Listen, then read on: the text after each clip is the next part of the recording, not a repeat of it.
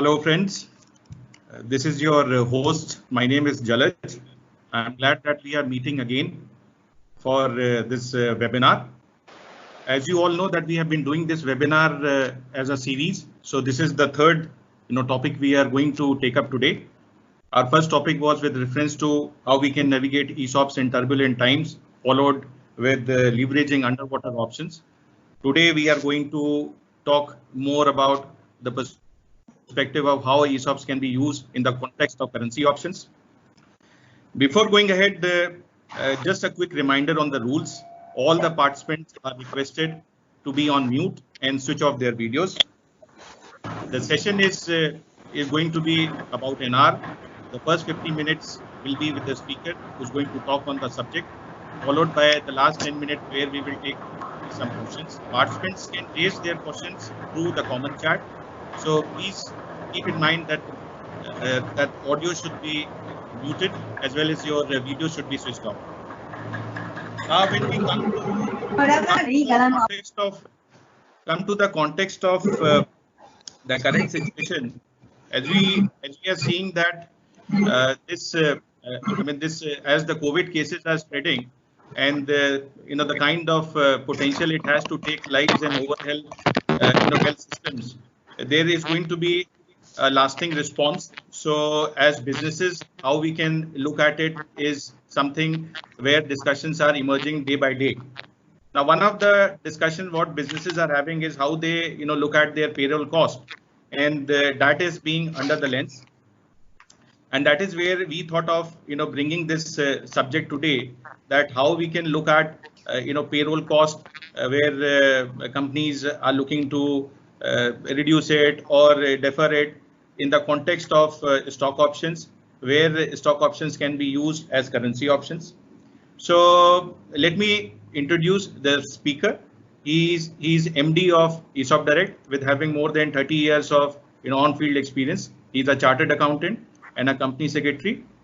So please welcome Mr. Harshu Ghate. Harshu, over to you. Yeah, thanks, Jalaj. Very good morning to all of you, and I hope all of you are safe and healthy. As Jalaj mentioned, over the last 40 odd days, where all of us have been under the lockdown, we have come out with a series of topics with a very limited focus on stock options, as to how this instrument can be leveraged or can be used in the current scenario to the advantage of the companies and basically to satisfy your goals. So the topic of the day is how do we address, I mean, all of us are, as business organizations, are looking at reducing costs. We are looking at conserving cash. And we thought that how can we leverage this instrument in this context, and how companies can really make use of different structures and different designs to suit their objectives. So the context is, as we see, there is a change. There is a changed paradigm. Cash conservation, whether it is deferral or complete saving of cost, is the need of the hour, and it would be ideal if this deferral of the cost can be shifted to the market rather than company bearing it, and that is where stock options come in. Companies are looking at parallel strategies. So obviously the impact of COVID is going to be different for different industries, and for some of them it could be short term, for some of them it could be long term. So companies are looking at parallel strategies as to what do we do immediate here and now, and what do we do over next 12 to 24 months, and what do we do later. So this is something which we see, and I think this is something also which is going to drive how companies look at ESOPs.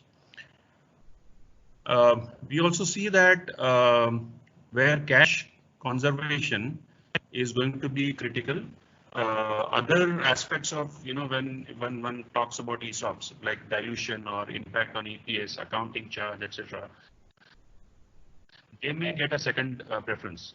So the top priority is going to be how do we conserve cash. In that context, when it comes to shareholders or investors, they may want to overlook dilution or impact on EPS if the company is able to save cash. Since all businesses are in, they are facing this turbulence and facing the crisis, the paramount objective of retention was never more important. So actually, even in the current situation where it's going to be a very, very fine balancing game in terms of reducing salaries at the same time keeping employees motivated, retention is always going to be a challenge. And obviously, every business is going to need key talent to come over this crisis. What is also very pleasant is to know is that even regulators have been quite, they have been quite sympathetic to the business requirements, and we have seen several relaxations, be it from RBI or from SEBI or from Company Law Board, MCA, and so on. So I think overall this environment looks where all the stakeholders are willing to be flexible in their approach, which we see is a good sign for coming out with something which is more innovative.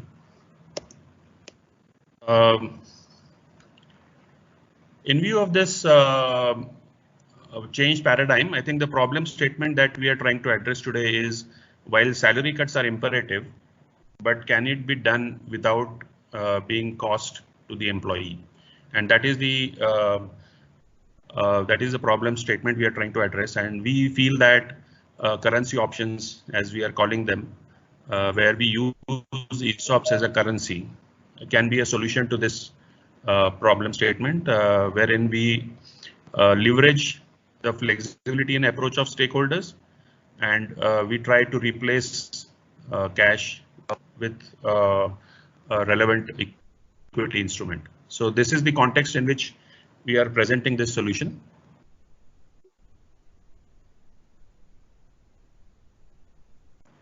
Now, if we were to map the currency options to the change paradigm, the first thing that we have seen is the need for conservation of cash.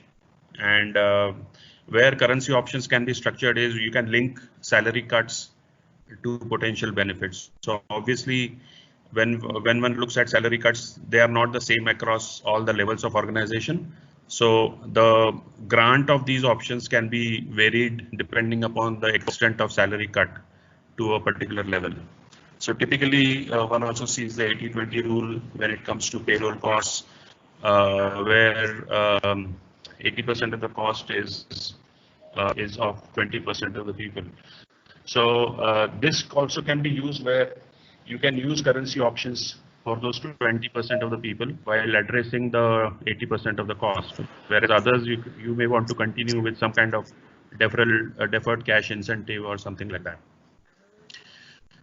For some of us who are not listed, where stock is not liquid, one can provide for a fallback where the options can also be settled in cash if for whatever reason at the time of exercise, if the shares are not liquid.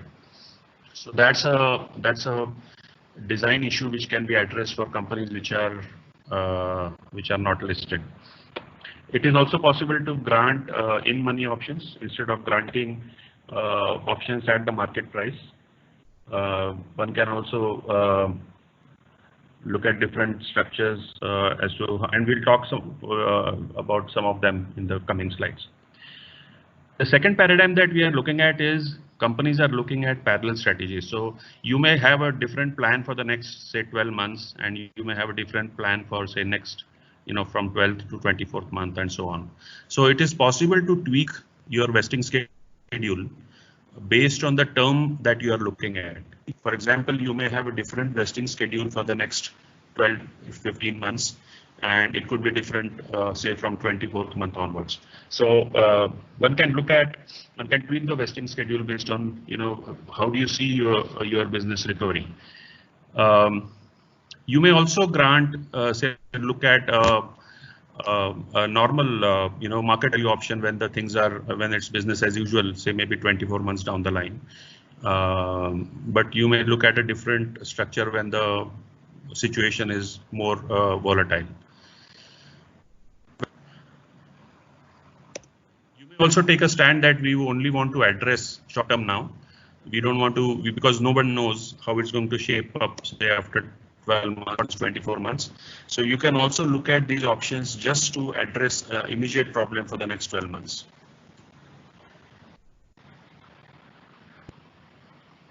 The other paradigm shift that we see is companies are saying that cash in hand is better than a notional cost or a lower EPS. So as we all know, ESOPs, whether they are granted at a market price or at a discount, they all carry accounting cost, especially those who are following Ind AS. So any issue of options is going to mean accounting charge. But we also know that it's a notional cost and there's no liability. At the same time, that expenditure is also tax deductible. Usually, market analysts ignore this cost when it comes to their, recommendations. So this is where we see a different structures could also be sort of accepted by the market analysts or by, say, proxy firms or even the shareholders. The other implication of this is what companies are saying is even a deferral of cash is a cash saved. So instead of paying now, even if we are required to pay after 24 months, that is fine. So for unlisted companies, that is something that can be looked at where your shares are not liquid. Obviously, maximum gains of currency options is going to come when company is not only saving cash, but the payout also happens from the market. So that will be the most ideal situation.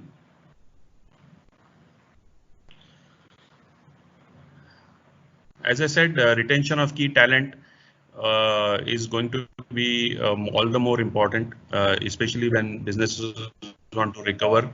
And here the grants can be tilted or tweaked to sort of focus more on people who are going to be more critical. So this is where we see that all the paradigms that we are seeing, how they can be addressed through the currency option.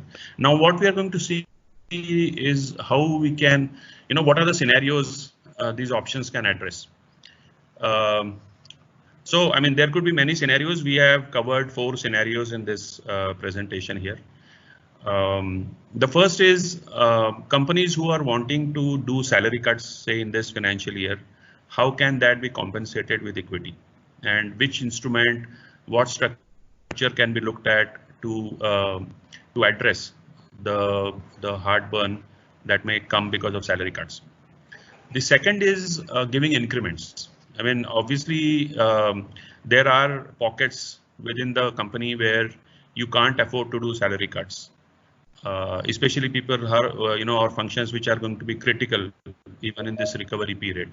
So there, how can we, instead of giving cash increments, how can we give it through equity, and which instrument we can use for that? Many sectors, almost all the sectors, have seen a sharp fall in their stock prices, and some of them has been, I would say, realistic.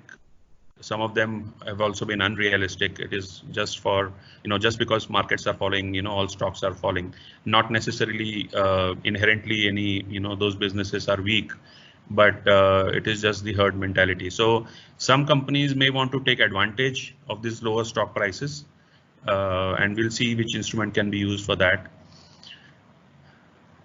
Since we have just crossed the financial year, I'm sure there are annual incentives, performance incentives, bonuses for the last year, which companies need to settle. And we have looked at a scenario whether even the past dues of employees, can they be addressed through some form of equity instrument? And that is the 4th scenario we are addressing. As I said, there could be more scenarios than this, but these are the 4 buckets that we felt would address most of the situations. Coming to the first one as to how do we compensate salary cuts with equity. So here we are suggesting, something like a RSU or a deep discount options. I mean, maybe all of us are aware about it, but RSU, the exercise price is the face value of the share, and as the diagram shows, um, since the face value is quite low, the options are almost always in the money unless the stock prices go below the face value.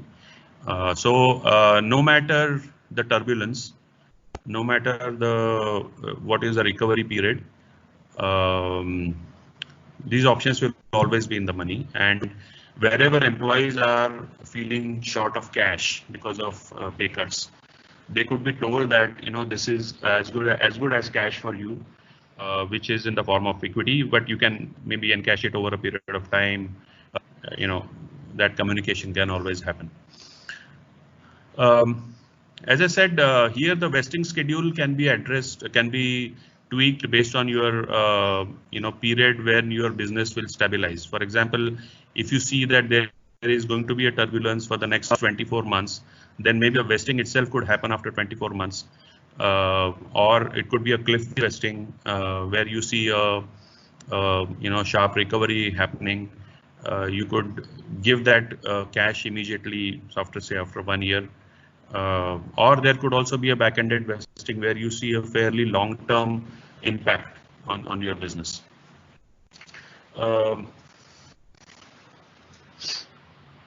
What is important here is this is a completely risk-free instrument as far as employees concerned.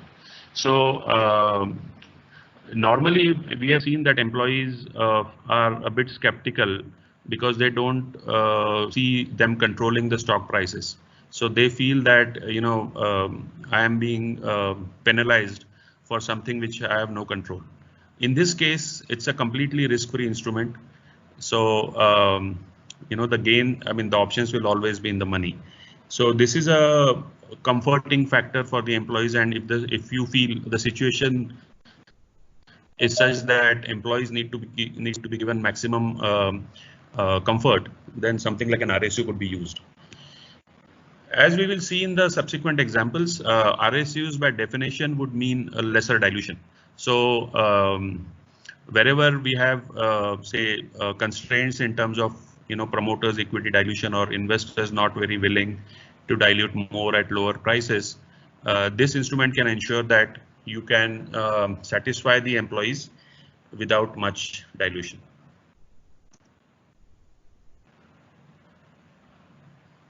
As I said, this is a risk-free for the employee. It's large and assured benefit to employees.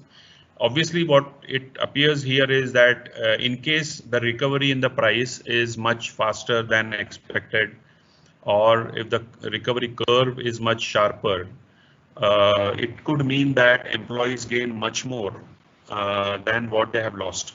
It is likely. In that case, however, one can always tweak the future compensation structures so that employees are made aware that whatever was taken away in the form of salary cuts, the employees have more than benefited. So one important thing which we feel companies need to understand and appreciate is currency options is not to be compared with any other option. So if we say that in a normal course ESOPs are used as a something which will give significant benefits or multiples of salary as a benefit, then currency options are not meant for that. Currency options are meant to address a particular problem on hand. So the idea is not to give abnormally high benefit to employees. The idea is to make sure that whatever loss they incur because of cuts or because of deferral of increments, etc., so that is made good in some form. So I think companies and managements would be well within their right to tweak future compensation if they feel that currency options have delivered more than what was expected. So in that sense, this could be a deviation from the normal ESOP philosophies that the companies would have. Here we have just explained this through an example. For example, if a company has an annual payroll cost of say 400 million rupees, and if you want to cut salaries effectively of 15%, so saving is 60 million rupees. If your face value is 25, if you issue 2 million RSUs, and with a vesting 2 years cliff, 100% vesting after 2 years, and if your prices were to go up from say 25 rupees to 40 rupees, the employees can make the lost 60 million rupees, whatever they lose because of salary cuts. So this is a very simple example just to explain. So obviously, whether 2 million is too much, whether companies have aptitude to fund it, to dilute so much is something which will depend from case to case. But this is just to show an example that one could use 2 million RSUs to sort of make good this 15% cut.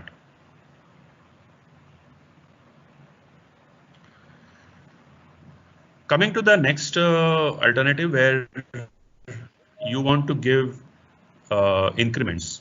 So for some of those critical employees where salary cut is not possible, but at the same time you'll have to also give increments because they are going to be more critical.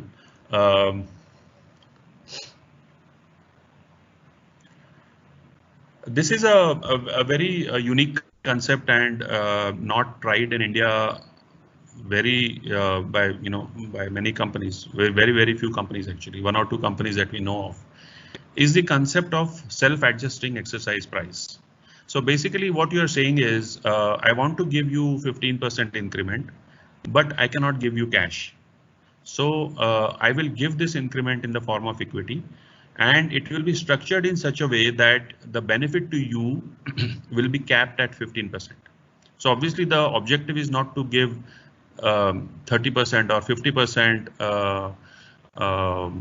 upside to the employee, at the same time covering his downside risk. So no matter whether the stock price falls below the current price, the employees, the options will always be in the money. So let me explain this. So in this example, as we see on the grant date, if the market price is 25, then you grant these options with a variable exercise price, wherein the document or the scheme says that whenever the employee is exercising these options, the exercise price that he has to pay will be at say 50% discount, to the market price, or a 15%, I mean some percentage discount to the market price on the date of exercise. So he is always paying exercise price which is lesser than the market price. Whether the price goes up or goes down, he will either pay more or he'll pay less, but he will always be in the money. And this discount to the market price can be structured in such a way that it compensates or it amounts to the increment which you are wanting to give to these employees. So though this is a very unique structure and not sort of used much in India, this is quite commonly used, and more so, I mean, this has a very limited objective. So what you're trying to say is you want to cap the gains, at the same time protect the downside for the employee. So he's never having underwater options, he is always in the money. At the same time, his gains are also capped. They cannot be more than 15% on the date of exercise. So that is this instrument, and I mean, the capping of the gains can also be used in other instruments. And as I said, in case of an RSU, if the employee has made significantly higher gains, it can always be adjusted in the future grants or future increments or bonuses that are being paid to him. So the crux here is we are talking about an instrument which caps the gains, and it is also possible that many of us are not sure as to how the market price is going to move. If we feel that next 12 months are going to be difficult, but we don't know how much difficult, right? Or we don't know whether the recovery after 12 months is going to be like a sharp V kind of a structure, or it will be more gradual. So in that situation, instead of taking a bet by issuing, say, a market price options, or even playing too safe by issuing a RSU, companies can look at this instrument, which is like playing, the employee, swings or along with the market swings. So in that case, it can be a good win-win for both. In this instrument, apart from a traditional option, one can also structure a stock appreciation right, where the dilution could be lesser. So one variant of this instrument can also be stock appreciation right. So this is a quick example of, again, showing that if the same, if you have to give 15% increments, valuing about 60 million rupees, if your price is 40 rupees at the end of 2 years, your variable exercise price will be 20 rupees, 50% discount. So your benefit will be 20 rupees per unit, and with 3 million options granted, you can make good the 60 million increments. So this again is an example just to simplify in a simple situation. This can always be tweaked to suit a company's requirement. As I said, this is a unique instrument. This has not been tried out earlier much, but this is very much within the legal parameters, very much within SEBI regulations, very much within, of course, RBI doesn't have any much say in this, but all regulations, MCA guidelines, all of them have nothing which will, sort of prohibit use of these options.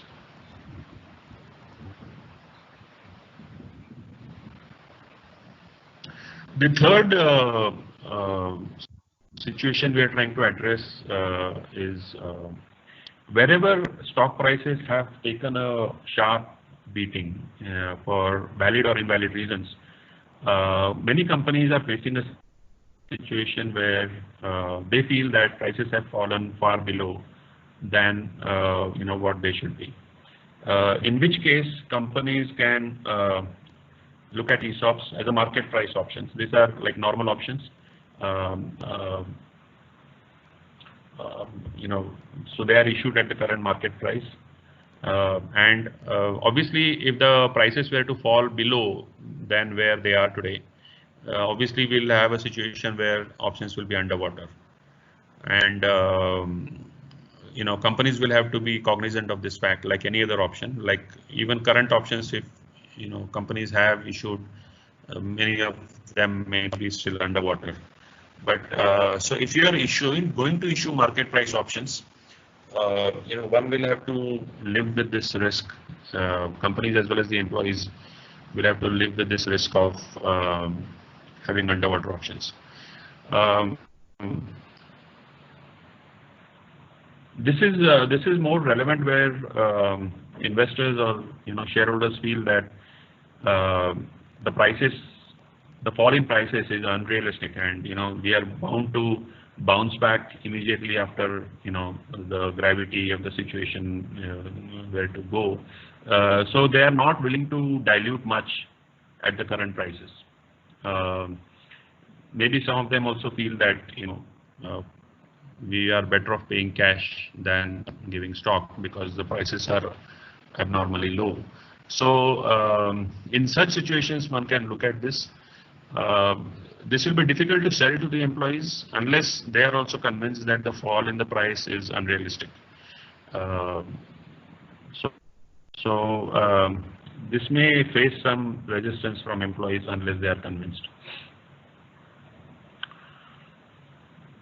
The other feature to be looked at here is the potential benefit that these options will give are going to be much less and much less certain than the other alternatives that we have seen. So that is a That is the important consideration while looking at market price options. Obviously, from a shareholder point of view, this solution provides the least dilution. Again, here we have come up with the same example of 60 million cost saving. You will need 4 million options. So since they are market price options, if you have to make good the 60 million loss to the employees, we'll have to issue 4 million options. Now this is going to be much more than the 2 or 3 million that we have seen earlier. However, shareholders would want to sort of tweak this because they would want the employees to ensure their skin in the game rather than giving something free. So we see this as a very less likely route to be followed by the company because it is not serving the immediate problem. However, we have seen in the market, it's all in the news that some companies have still gone ahead and told the employees that we'll grant you options at market price. Some companies have gone ahead and done that. I don't know how has been the response to them, but in our opinion, this is not likely to, give comfort to the employees as well as help companies in saving cash, because in a turbulent market price options are not likely to give cash benefits. So in that sense, they may not really work as a currency.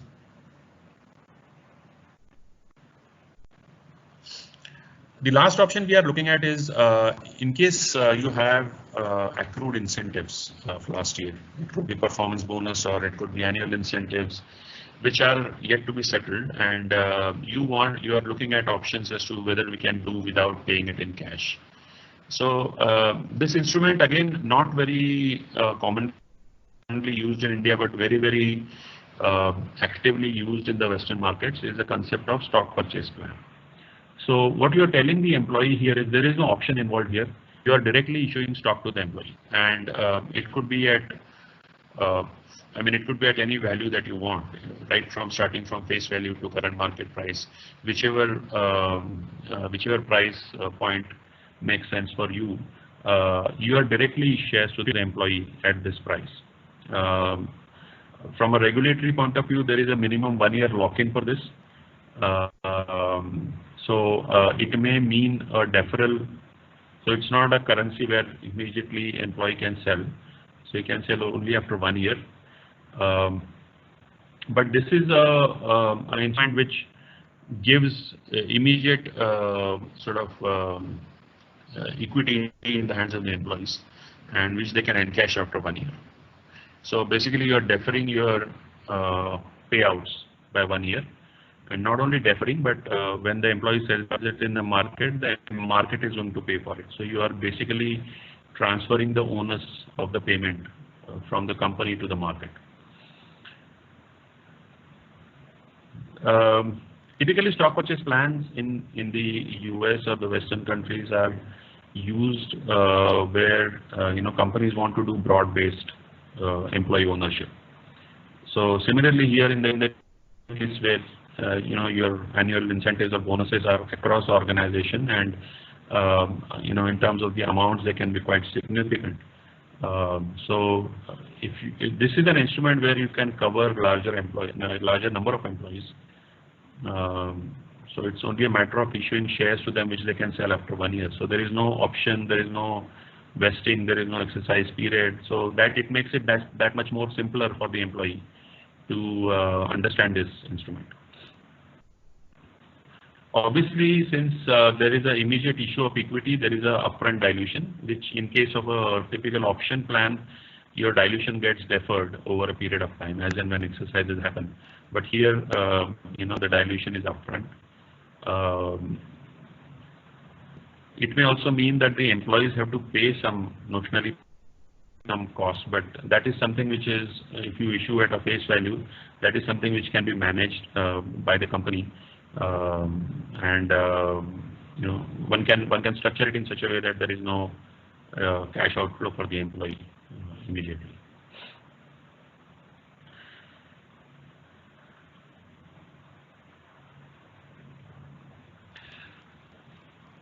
Obviously, there are going to be some concerns, and since structuring options in the way we are suggesting is as we have seen, some of these options are, some of the alternatives are not which have been used in the past. But obviously, our positioning is that I mean, just as we have never faced this situation in the past, the solutions also have to be unconventional and out of the box. But having said that, there are bound to be some apprehensions and some concerns, and we have tried to address that as well.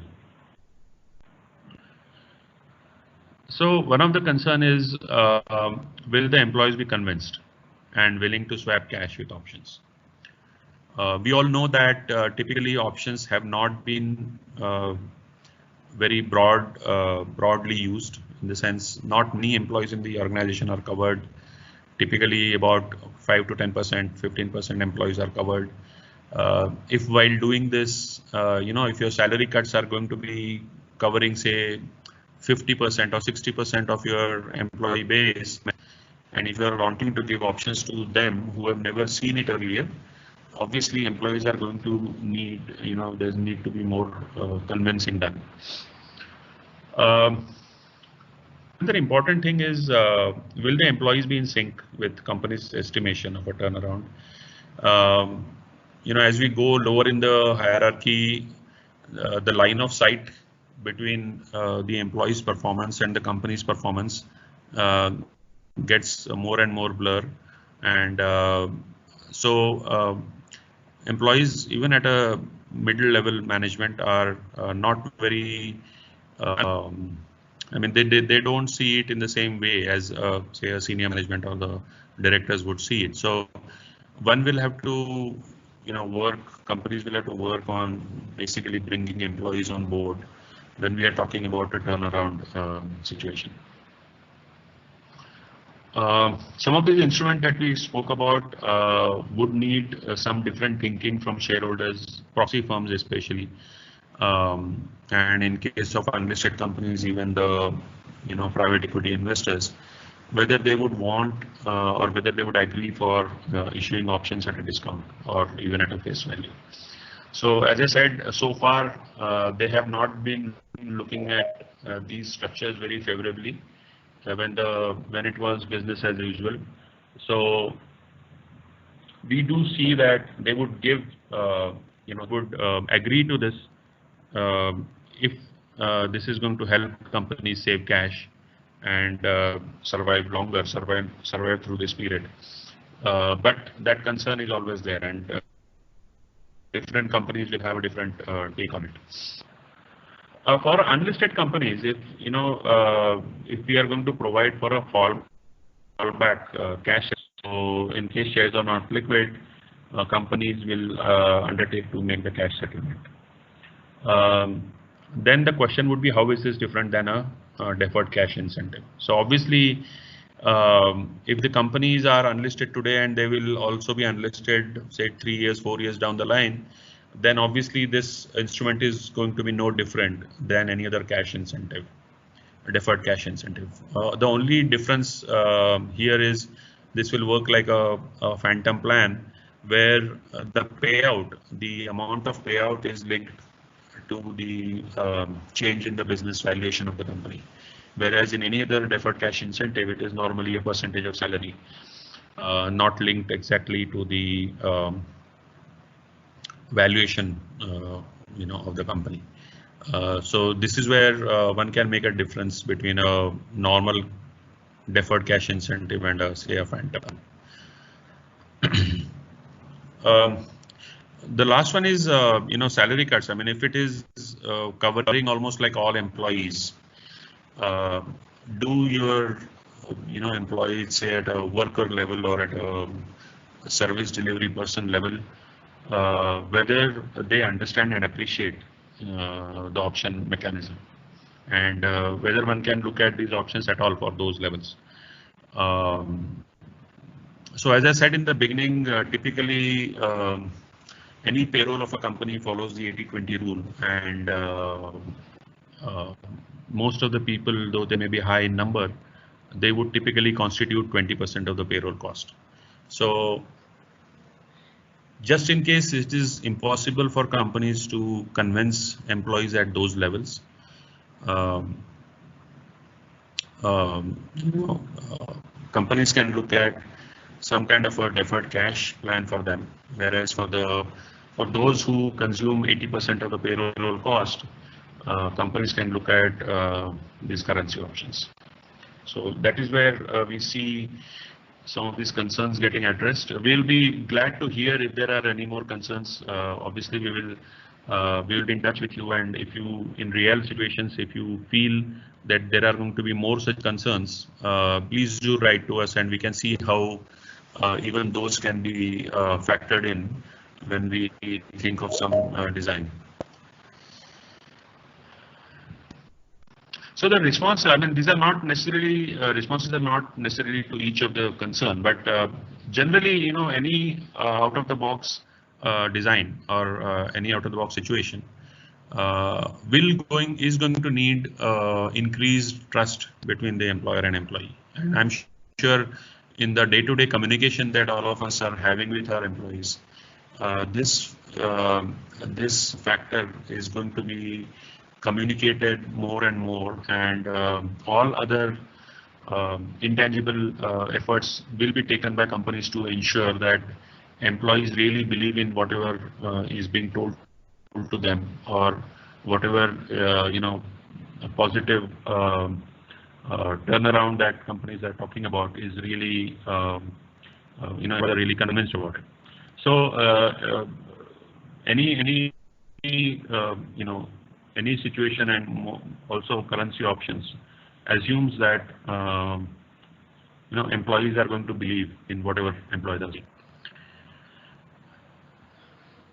These out-of-the-box designs, obviously, apart from convincing the shareholders and directors and the senior management of the company, it is also going to need a lot of communication with the employees and explaining them as to what are we doing and how it is even for both the company as well as the employees. As I said, stakeholder perspectives are changing, and as we go more on this path, as more and more you know, companies are hit with the realities of the situation, I think the stakeholders are also going to be more flexible, and all stakeholders are going to come on the same page when it comes to that a single way, or the single most important way of surviving in this uncertainty is being liquid and being you know, cash positive. So for the time being, these stakeholders may take and should take a favorable view of something which is being done more as a stopgap and more as a response than as a structural. I mean, we are not suggesting that currency options should be there even after business as usual. So this is a response to the situation that we have, and this can and should be discontinued immediately when we see we are at you know, business as usual. So in that context, I think it should be easier to convince all the other stakeholders to fall in line and, you know, have a single objective of you know, how do we pass through and how do we survive through this period. So that is in brief on what we felt as likely concern. And as I said, if there are any more concerns which you would face, you know, on a day-to-day situation, or you are likely to face, please do write to us, and you know, we'll be glad to figure out something as to how that situation can also be addressed. Finally, the takeaways of this session. So as I said, we are presuming, or this whole concept of currency options, the response is based on the assumption that deferral of cash payout, conservation of cash, is going to be paramount important, no matter which business we are talking about. The other takeaway which we feel is what we are suggesting is unconventional. It is not used, but we are pretty sure, we are 100% sure that this is very much within the regulatory framework. And this is something which should help. And it is important to know that unconventional situations are going to need unconventional approaches. I think the key is going to be how do we define or how do we map a given need to a given instrument. So what will have to be seen is what is the value that we are taking away from the employee and what is the value we are delivering in the form of equity. I think that is going to be a true test as to whether this is going to work or not. And as I said, even if there are some in reality, if the situation is different than what you assume today, there is always a way of course correction, in terms of future actions that the companies would take. Finally, we believe that something like this, currency options, has the potential to bring about a fundamental change. And I think almost every aspect of business is going to be questioned. And in case of executive compensation, in case of employee compensation, I think companies would be looking at these aspects, fundamentally differently than what they have been looking at so far.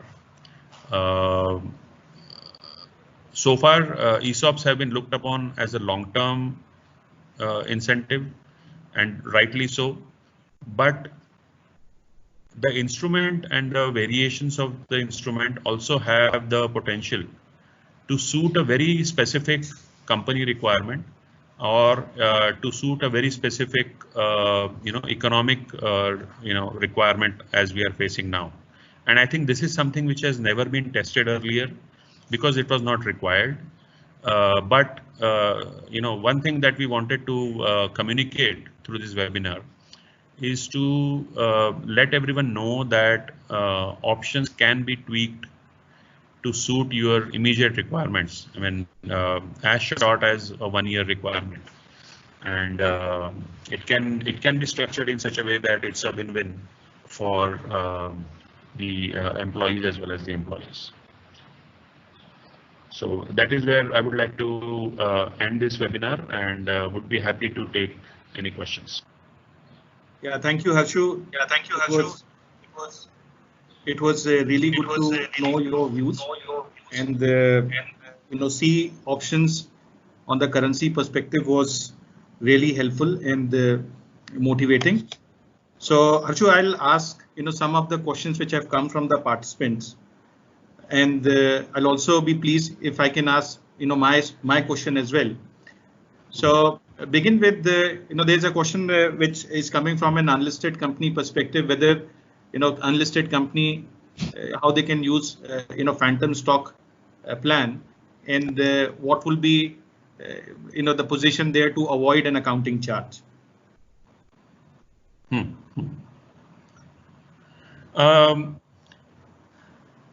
Phantom, I mean, any option, as I said, whether it is stock option or a phantom option, I don't think accounting charge is something which can be avoided.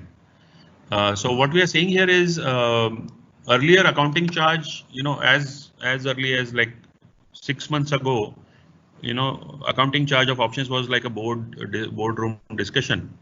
But I think in the new scenario, I don't think anybody is going to look at accounting charge that seriously, especially if it's not a cash settlement. I mean, in case of an unlisted company, phantom options, there is going to be a certain payout. So it is not, it is, that would continue to be at the top of the mind. But I don't think accounting charge can be avoided in case of a phantom. Yeah, and in case of phantom, the accounting charge will be higher as compared to a typical stock option, because there, the companies have to, make provision on a mark-to-market basis. So, the cost will be on a higher side in case of a phantom program. That's what I see.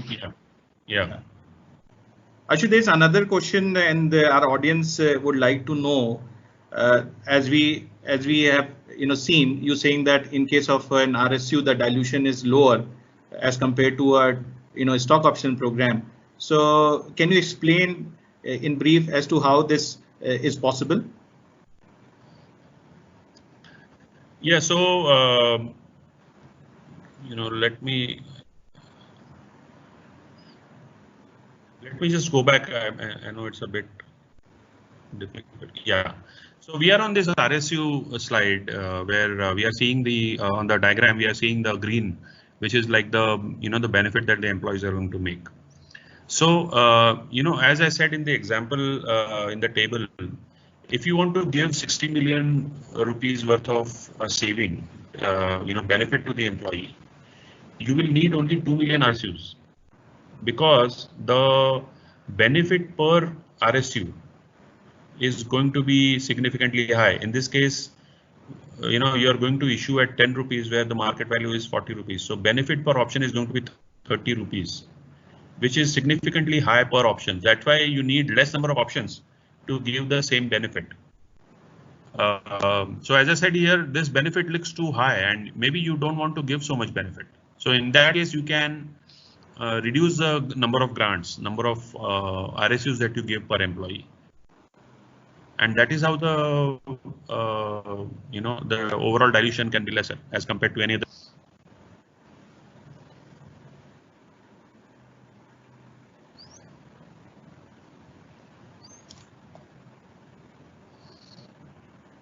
Yeah.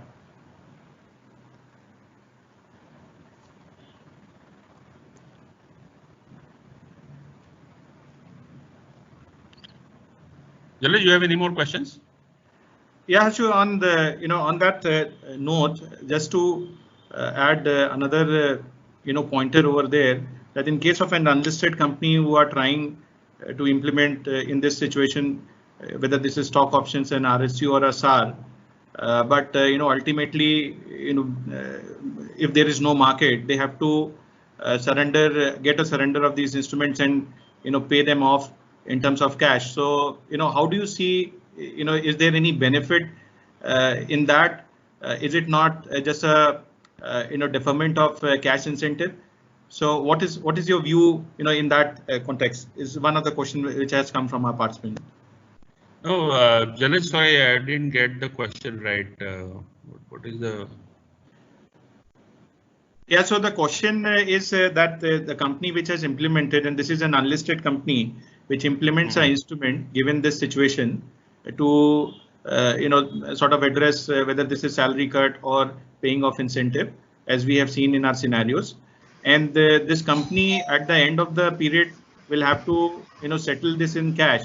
So is it not working like just like any other deferment or any other cash incentive? Yeah. So yeah, as I said, firstly, the presumption is deferment is as good as saving in today's context. So that is first presumption.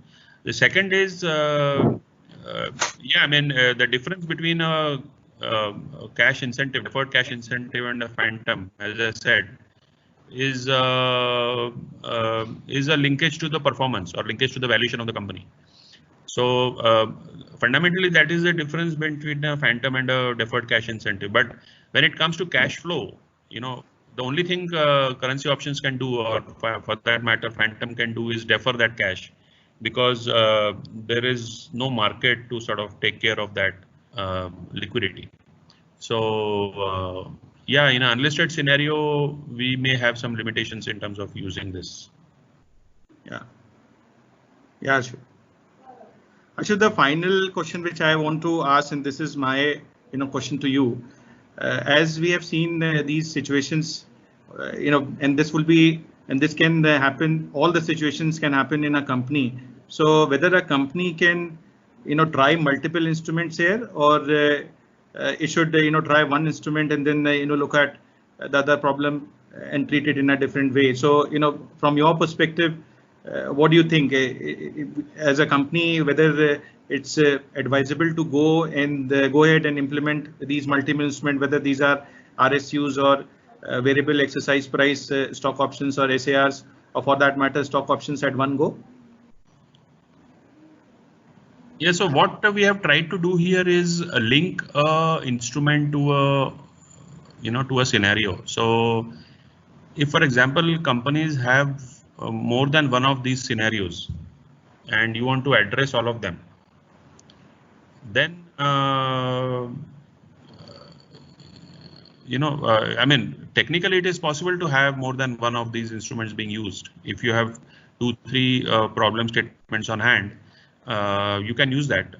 It's also a function of what is the appetite for the employees to sort of take this as a form of cash or near cash. So I think a lot will have to be done by companies in terms of communicating the value that is being given and the relevance of whatever is being done, and that is where the trust and the faith in the company management, the ability to see a market situation and the need, how sharp is this need for whether how the company is justified in doing whatever it is doing.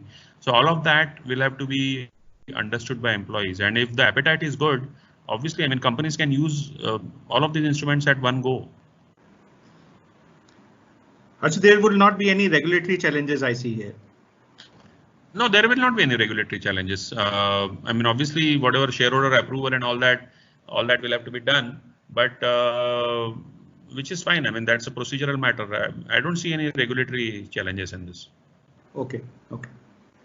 Thank you so much, Harshu, for sharing your ideas. It was really enlightening, and at the same time, I'm sure it will help all our participants to get a view on the flexibility which we have with stock options, and especially on the design side of it.